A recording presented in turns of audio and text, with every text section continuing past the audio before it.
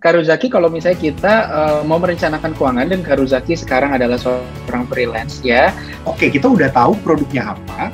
Pertanyaan berikutnya, caranya tuh seperti apa? Pengeluaran saya itu sebisa mungkin di bawah gaya hidup saya gitu.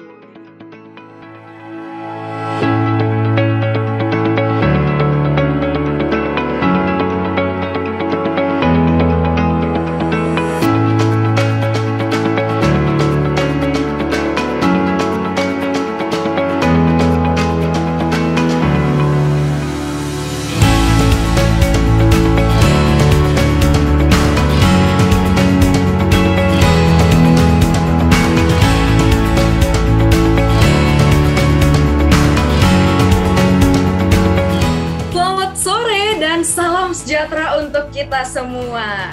Senang sekali ya teman-teman, saya di sini Hikari mewakili tim Finansialku akan menemani teman-teman di dalam rangkaian acara kita pada hari ini. Financial Buddy Program spesial untuk putra-putri NTT, cerdas kelola dan rencanakan keuanganmu.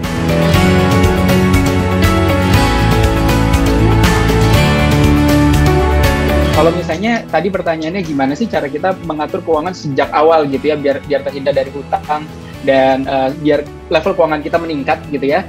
Kalau bicara tips mengatur keuangan, satu yang pasti adalah punya tujuan keuangan atau goal financialnya dulu nih.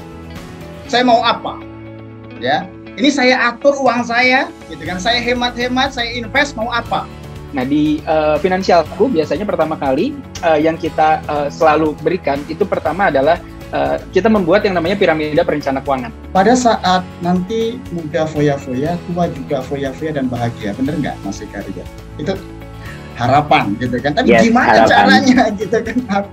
Kenapa sih kita harus memberikan pensiun? Seberapa penting perencanaan pensiun? Nah, kalau misalnya ketika kita mau memulai merencanakan keuangan, kita sudah membuat yang namanya piramida perencana keuangan. Di sini, teman-teman melihat dari paling awal ya, dari paling bawah di sini ya.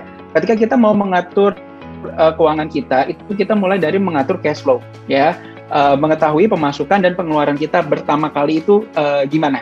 Saya punya tujuan keuangan banyak, Mas. Ada 4-5 gitu. Tapi bagaimana caranya? Yuk, ya lakukan rencana dan strategiknya. Nah, kalau teman-teman masih bingung gitu ya, ingin tahu sebenarnya keuangannya teman-teman tuh mulainya saat ini tuh di level mana, teman-teman bisa download aplikasi Finansialku, lakukan financial check up di situ. Jadi dari aplikasi kita bisa tahu sebenarnya teman-teman tuh mulainya apakah dari minus ataukah sudah mulainya dari plus, atau jangan-jangan teman-teman mulainya dari nol.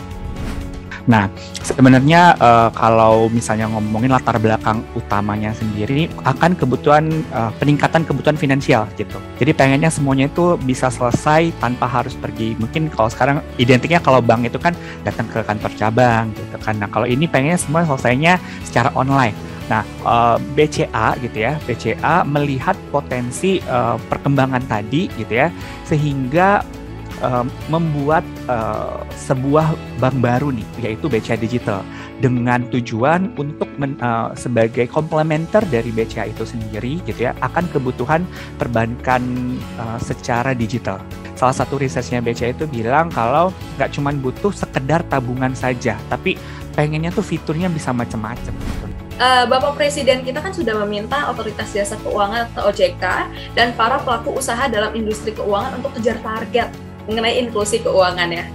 Menurut pandangan dari Kak Maybe, gimana sih percepatan akses literasi digital dan keuangan di Indonesia Timur, khususnya NTT? Sejujurnya, aku salah satu penerima manfaat dari inklusi keuangan itu, Kak, karena jujur banget waktu dulu mulai usaha, aku salah satu penerima kredit usaha rakyat atau KUR. Kita butuh banget yang namanya literasi keuangan, literasi digital, terutama kayak financial planner tadi ya. Dari kami sih sebagai putra-putri NTT tuh bersyukur banget dengan instruksi langsung dari Pak Presiden mengenai hal itu, karena aku pun sendiri pribadi juga turut merasakan manfaat dari program percepatan literasi tersebut. Itu sih Mbak dari aku. Berdasarkan namanya gitu ya, Wellmark, Wealth Management. Nah, kalau misalnya ditranslate ke bahasa Indonesia, wealth management itu kan artinya manajemen kekayaan. Oke, kita udah tahu produknya apa, kita sudah tahu harus masuknya kapan gitu ya. Pertanyaan berikutnya, caranya tuh seperti apa? Nah, kalau misalnya teman-teman mungkin ada yang udah mulai pakai nih aplikasi yang lain gitu ya, isinya itu memang untuk investasi reksadana gitu ya, ada juga yang obligasi juga di situ. Tapi kalau di Welma teman-teman, itu ketambahan satu fitur, yaitu asuransi.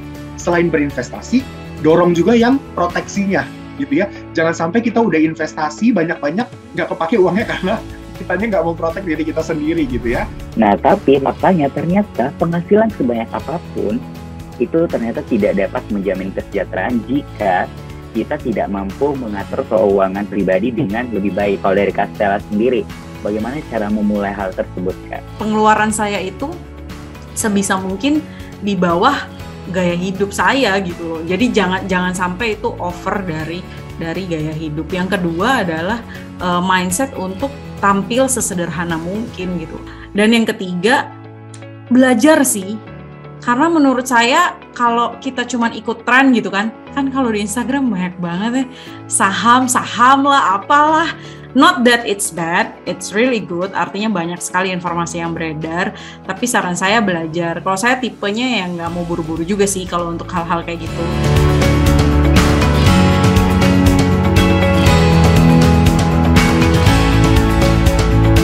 Kita akan masuk ke sesi Q&A, teman-teman. Sudah banyak sekali dari tadi pertanyaan yang masuk ya. Jadi ini nanti pertanyaan yang akan saya bacakan ini kemungkinan adalah pertanyaan-pertanyaan terbaik ya teman-teman ya.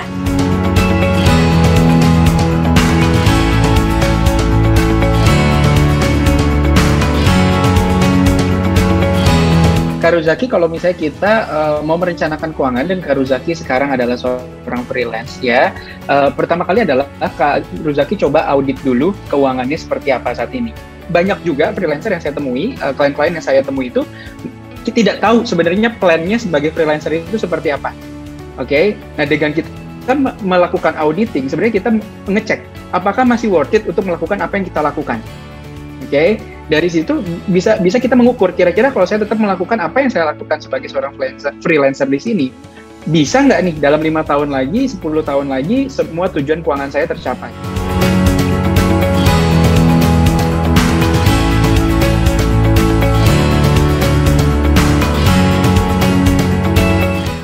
Kalau si Blue ini sendiri memang diperuntukkan untuk mereka yang digital savvy.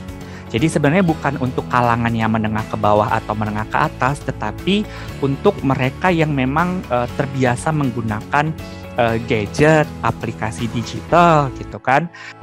Buat mereka yang sudah terbiasa menggunakan smartphone tersebut, Blue ini adalah instrumen yang cocok buat mereka untuk menabung, untuk berinvestasi dengan risiko rendah, dan melakukan transaksi perbankan lainnya.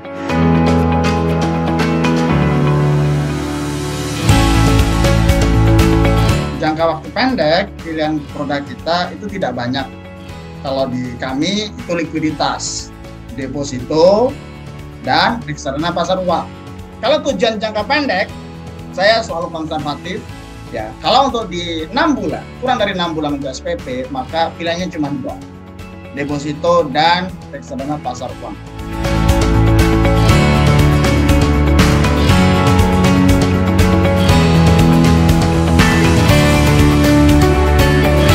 Jadi petani zaman sekarang sudah tidak yang dalam bayangan teman-teman yang kayak aku pun ini ya depan kamera cantik kayak gini kan ya, tapi kalau di kebun ya menyesuaikan dengan situasi yang ada gitu. Jadi seiring perkembangannya zaman, sistem pertanian pun pasti berkembang. Sekali lagi aku selalu tekanin, semua dari diri kita sih. Kalau ada niat, ada kemauan, pasti ada jalan gitu. Jadi jangan bayangin pertanian itu yang kita main lumpur. Kadang main lumpur juga asik sih teman-teman. Semua kembali dari diri kita gitu. Jadi kalau untuk programnya, kita dari Timor Moringa bahkan sudah akan menyediakan media tempat untuk teman-teman belajar mengenai pertanian, khususnya pembudidayaan daun kelor. Jadi udah ada untuk program-program pertanian, khususnya petani milenial seperti itu, Kak. Wow, luar biasa sekali teman-teman. Boleh dong sekali lagi kasih tepuk tangan virtual. Dan saya ucapkan terima kasih kepada seluruh narasumber atas hari ini yang dengan sharingnya yang sangat luar biasa. Ini sampai overtime ya teman-teman 15 menit tapi masih pada stay tune karena ya memang materinya sangat bermanfaat untuk kita semua. Oke teman-teman, tanpa berlama-lama lagi, saya Graciela Caroline Octaviani pamit undur diri dan sampai jumpa di lain kesempatan teman-teman.